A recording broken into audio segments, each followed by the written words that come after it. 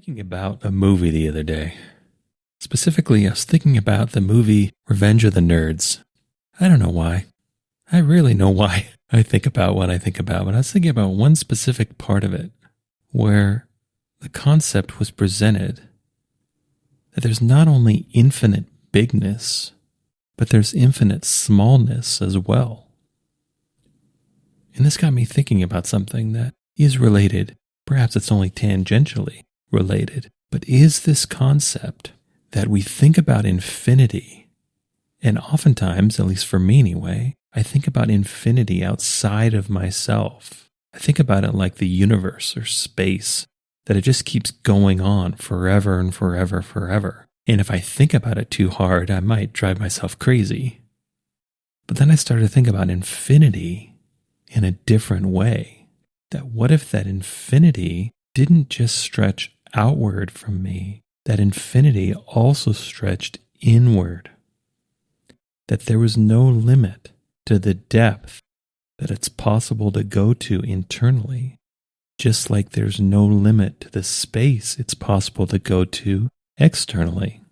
And of course, this is just a random fleeting thought, but I just wanted to dwell on it a bit, because at least for me anyway, it brings up another idea which is equally as interesting, maybe even a little bit more compelling, of the idea that a lot of times when we experience things like inspiration, when we have amazing ideas come to us, when we have seeming creative forces acting on us and with us and through us, I think it's easy to assume or easy to think about those things as coming from outside of us. Maybe this has something to do with a lot of the programming that we've received as children, that any sort of higher power is something that lives outside of us, something that lives perhaps up in the sky, or at least out of sight somewhere above us, usually way above us. And that sort of divine energy, that sort of divine inspiration, that creative force is always showering down on us from above. That it's like sunlight. There's this creative force in the sky that's shining its creativity on us. And through this shining is fueling our growth, is sustaining our existence, is actually giving us and sustaining life. But what if we think about these concepts internally? What if all creation is actually internal? That we perceive it as being external, we perceive it as being outside of us, being broadcast or being shine down on us. But what if the shine is within? What if the call is coming from inside the house? What if anything that we attribute or label or couch in the idea of creative power, creative force, creative being is really within us? That life is an exercise of expression of inside out, not outside in. And we can think that this idea, this perpetuating this idea that inspiration and creation comes from the outside, because that's where our senses are mostly focused. Our vision, our hearing, our touch, our taste. These sense organs, this sensory information is all interpretation of the external, of things coming outside of us to interact with us, that we're sensing through our sense organs, and thus developing a worldview, an idea of life, that everything that's happening is happening on the outside because that's what our senses tell us. Now, of course, we can develop other sorts of senses. We can develop a feeling sense. We can really key into emotions. We can really key into bodily feelings. We can key into a sensation of energy, which is actually internal. Those things are what's happening inside of us, and we're perceiving them internally. Of course, these things may be being influenced from things outside of us, from things happening to us on the outside, but they can just as easily be triggered and perceived and felt through things only happening on the inside of us. So when we think about this idea of infinity stretching internally, at least to me, at least to my way of thinking, it's compelling because there seems to be a ring of truth to it. Because no matter how much internal exploration I've done, there's always more to discover. There's always more to perceive. There's always more to know. But beyond that, it seems like a lot of the best inspiration that I have, a lot of the best clarity that I have, a lot of the best wisdom that gets developed actually comes from within. I don't seem to be very good at inheriting wisdom from anyone or anything else. Of course it's useful, of course it can be interesting, of course it can be really helpful, but it's never really 100% true or right for me until it comes internally. There seems to be something inside of me that needs to work on any sort of outside information first before it really becomes real, before it really becomes true, before it really becomes the kind of bedrock knowing, kind of the capital T truth that I feel like I'm looking for. And so when I ponder this idea of what if all creation is internal, then I also have to at least entertain the idea of all creation is already within. That it's not so much of something being manifested or brought into being from the outside world only. It's more about bringing things to light that already exist internally. Maybe they already exist as a gut feeling. Maybe they already exist as some sort of notion or an idea or a concept or a vision or a feeling. But there seems to be something to this idea that it's possible that everything already exists, and it already exists within. It's kind of like when we have the experience of where something really has the ring of truth to it, where we experience something or we hear something or we take something in that we just know on our insides, sometimes like down to our bones. That's real. That's the truth. Well, how do we know? Where does that come from? It's internal. And did that truth already exist within us? And it just took the external stimulation, the external circumstance, the external observation to reveal it. Was it there the whole time? It just needed to be uncovered, needed to be discovered, needed to be rediscovered because it was already there. It was hidden behind something and merely needed to be revealed. That is a lot of the journey of life, simply this revealing process, this stripping away these veils which our truth is hidden behind. Learning that some of these obstacles, some of these veils, we've actually put there.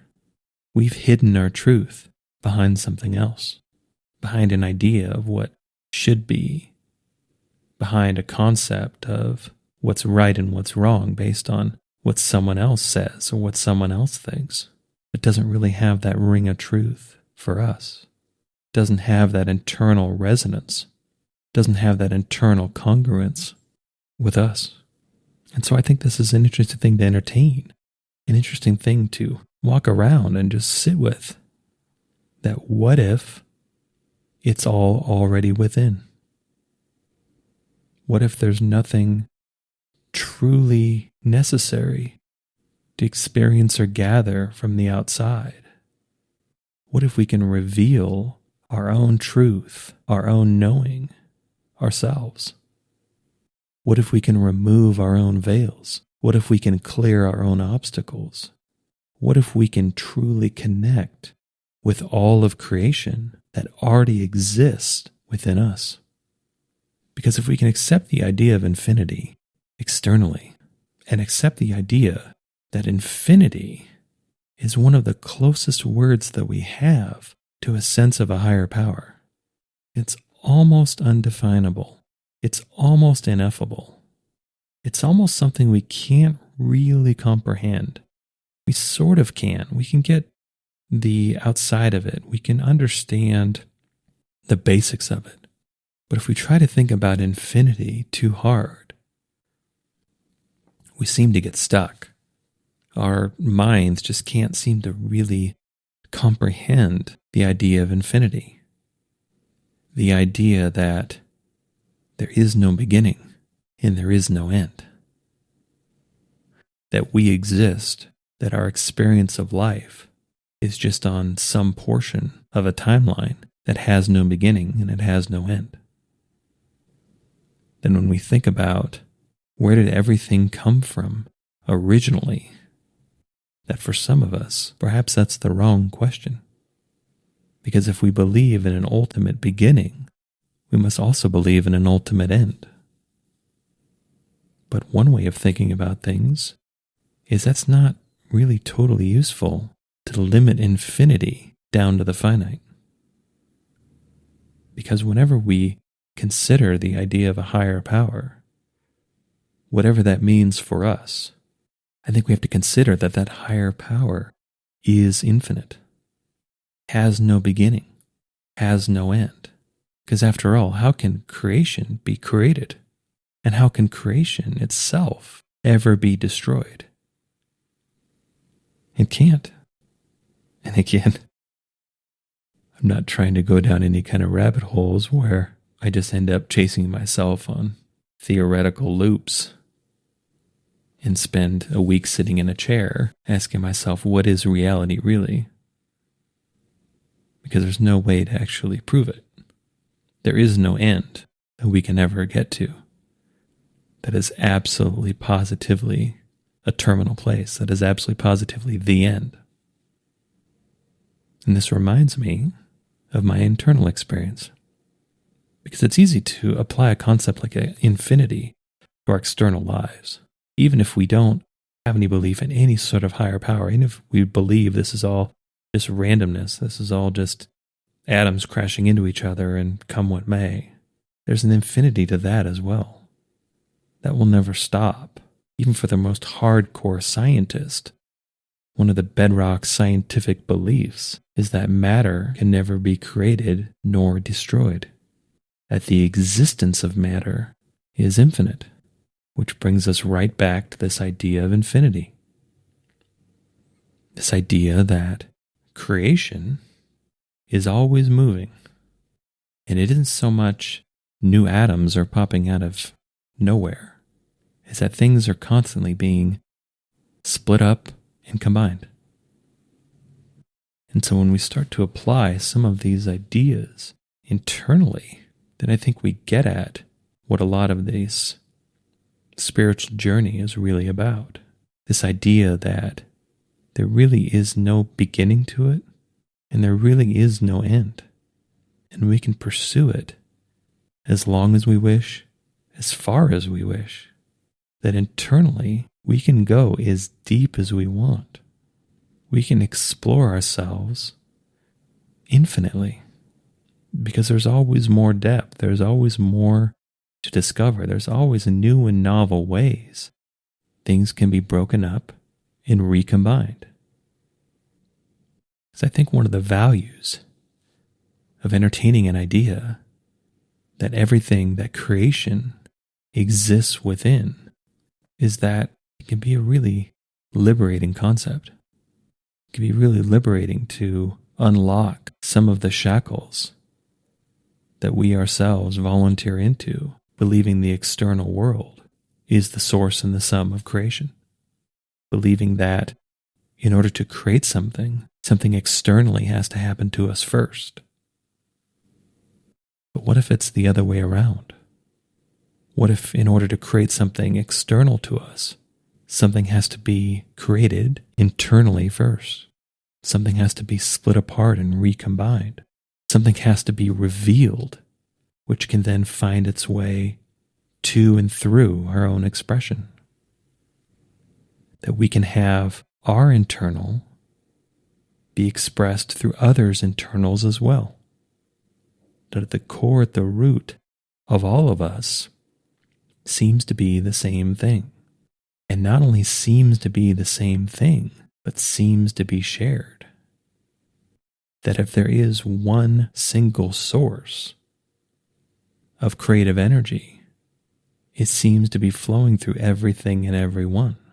So the further we go within ourselves, the more we find our way to a community, to a union with everyone and everything else. It's kind of like if we're sitting on our back deck, enjoying the sun on a sunny day, we can think of the light shining on us as our light. This is what's happening to us right now. But obviously that light shines on everyone. It comes from a common source. And so if we pull back the lens, if we take a higher view, we can start to see the connection. That by going far enough inward leads us back to everyone and everything else.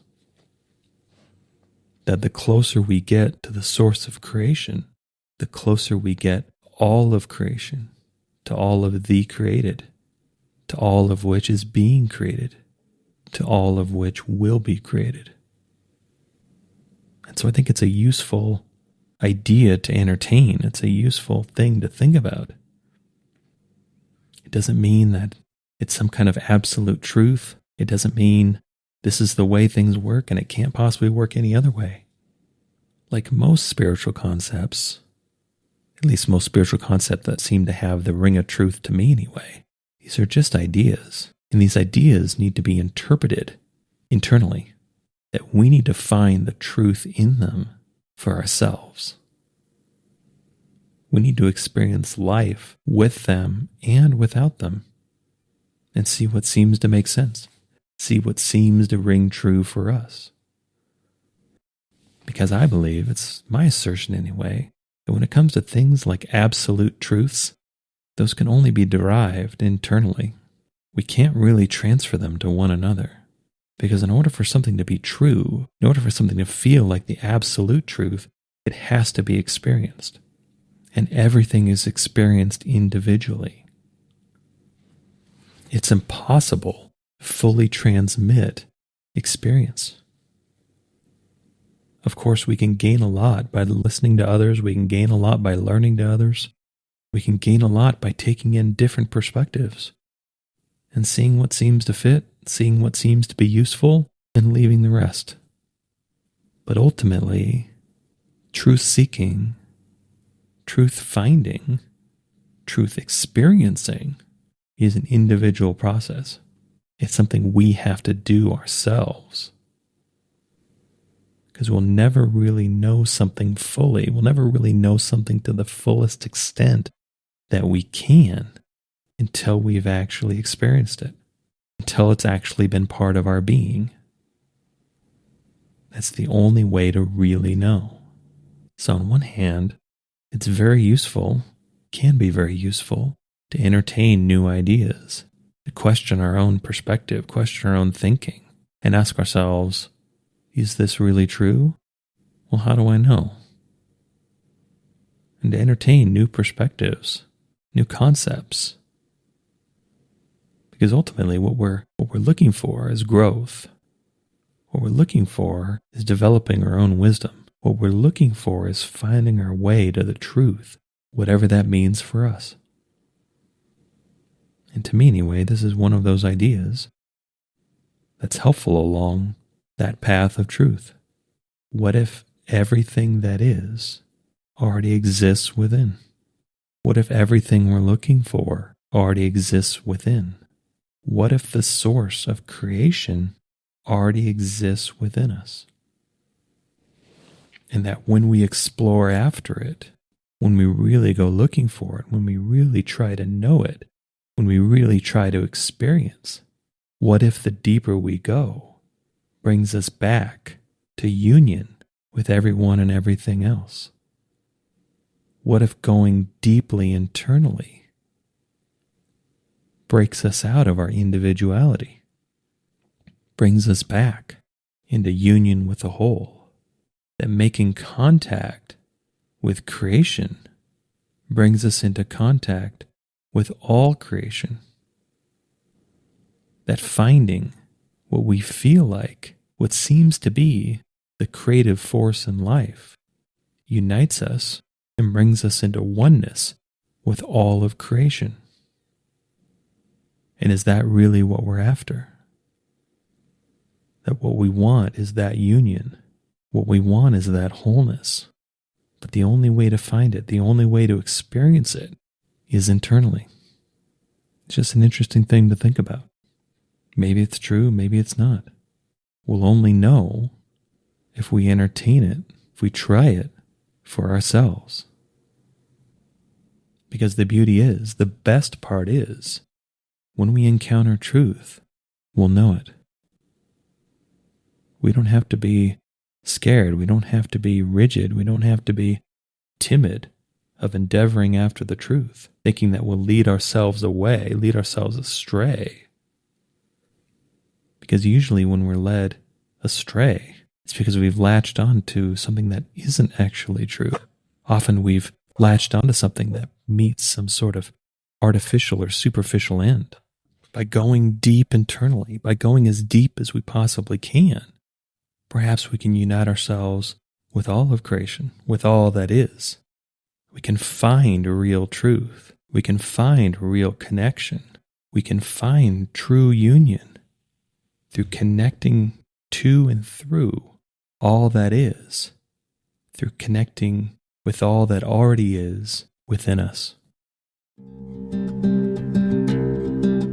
I hope you enjoyed this episode. All episodes are given freely. If you feel inspired to give, please visit theunionpath.com/donate. If you have a question, you can contact me at theunionpath@gmail.com. Take care and all the best.